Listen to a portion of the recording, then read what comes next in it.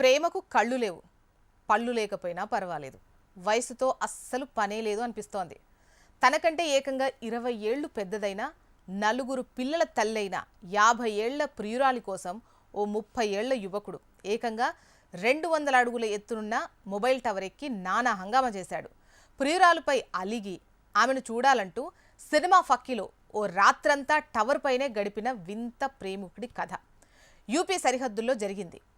యూపీకి చెందిన చందన్ అనే యువకుడు ముంబైలో ఉపాధి పొందుతున్నాడు. ఈ క్రమంలోనే అతనికి నలుగురు పిల్లల తల్లి, 50 ఏళ్ల వయసున్న ఓ మహిళతో పరిచయం ఏర్పడింది. అది కాస్త ముదిరి గాఢమైన ప్రేమగా మారింది.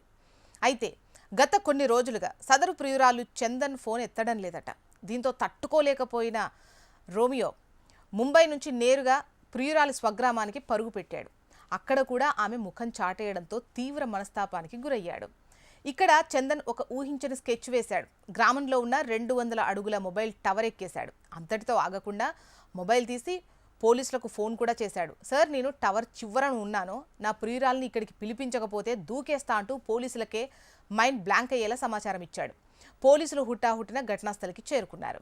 ఇటు చందన్ టవర్పై ఉండడం చూసి గ్రామస్తులంతా నిద్రలేచి అక్కడికి పరుగు పెట్టారు. పోలీసులు మెగాఫోన్ల ద్వారా అతనికి నచ్చజెప్పే ప్రయత్నమూ చేశారు. కిందకు దిగాలని ఎంత బ్రతిమిలాన్నా చందన్ వినలేదు. ఆమె రావాల్సిందే అంటూ పట్టుబట్టాడు. చివరకు పోలీసులు పక్కా ప్లాన్ వేశారు.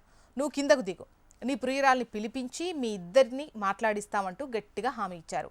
పోలీసుల మాటలు నమ్మిన చందన్ మెల్లగా టవర్ దిగి కిందకొచ్చాడు.